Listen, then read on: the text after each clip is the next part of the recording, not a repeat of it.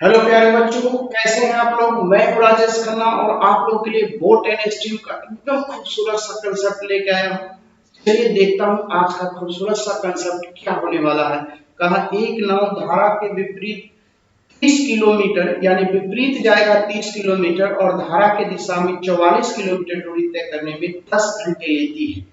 ये बहुत ही अच्छा एक इक्वेशन बनाते हैं। कहा यहां से यहाँ पे कि 30 किलोमीटर विपरीत जाएगा, तो विपरीत जाएगा तो विपरीत वाली चाल से भाग देंगे तो समय निकलेगा। और फिर 44 जाएगा धारा के दिशा में, तो दिशा वाली चाल से भाग देंगे और यही इक्वेशन बना और जो 10 घंटा लगेगा। ये इक्वेशन कंप्लीट हो गया। फिर दूसरा इक्वेशन करता है कि यही नाव उसी चाल से विपरीत जाएगा 40, तो 40 जाएगा विपरीत, तो विपरीत वाली चालें हो गई। फिर कहा यहां से कि विपरीत जाएगा 40 और दिशा धारा के दिशा में जाएगा 55 किलोमीटर, तो धारा के दिशा वाली चाल से। और कुल समय कितना निकल गया, कुल समय जो है लगा विपरीत और दिशा में जाने में ये नाव को 13 घंटा लगा उसी नाव को।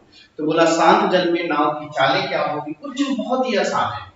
देखिए यहाँ में इसको हम tan को क्या कर सोच सकते हैं, tan को कर सकते हैं 2 into 5 ना, 2 into सॉरी क्योंकि जोड़ है यहाँ पे, तो 2 plus 8 लिख सकते हैं। फिर लिख सकते हैं 3 plus 7, फिर लिख सकते हैं 4 plus 6।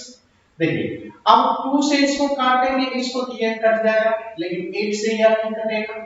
3 से अगर इसको काटेंगे ये कट जाएगा, लेकिन 7 से ये नहीं कटेगा। तो ये इक्वेशन नहीं बनेगा। लेकिन ये 4 और 6 है, लेकिन 4 से ये कट जाएगा, 6 से ये कट जाएगा। तो इसका मतलब ये हो गया 11 यहाँ पर रख देंगे तो ये काटेंगे 4, और ये लगा है यहाँ पे, यहाँ पर अगर 5 लिख देते हैं तो ये हो जाएगा मेरा कितना 6। सेटिस्फाइड हो गया। अगर मैं यहाँ पे 5 लेता हूँ और ये 11 लेता हूँ, 11 से इसको काटूंगा तो यहाँ पे 11 4 44 और 5 से करेंगे 6 5 30, तो 6 4 10 घंटा तो सेटिस्फाइड कर गया। इसका मतलब धारा की दिशा वाली चालें को हम 11 मानेंगे और धारा की विपरीत वाली चालें को 5 मानेंगे।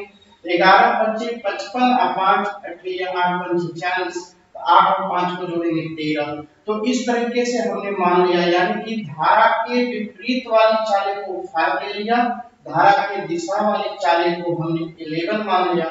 और सवाल का आंसर पूछा धारा नाव की चाल निकालना है, तो धारा के विपरीत और दिशा वाली चालें को जोड़ देना है और 2 से डिवाइड कर देना है। 11 5 16 और 2 से डिवाइड कर देंगे तो यह हो जाएगा 8 किलोमीटर पर आवर। आंसर हो गया। कितनी खूबसूरत तरीके से आपका आंसर है। ये यहाँ पर इक्वेशन मत हल करने लगे, ये 10 और 13 से डिसाइड कर लीजिएगा कि यहाँ पर होगा क्या क्या। कि यहाँ पे 4 है, जो 4 और 6 आया, इससे 4 आने के लिए यहाँ पे क्या रखना पड़ेगा और यहाँ 6 लाने के लिए यहाँ पे क्या रखना पड़ेगा। डिसाइड कीजिएगा, अपने आप आपको सवाल बन जाएंगे। क्योंकि बीच में जोड़ है तो जोड़ने ही से ही आंसर आना चाहिए 10, यानी 6 और 4 10।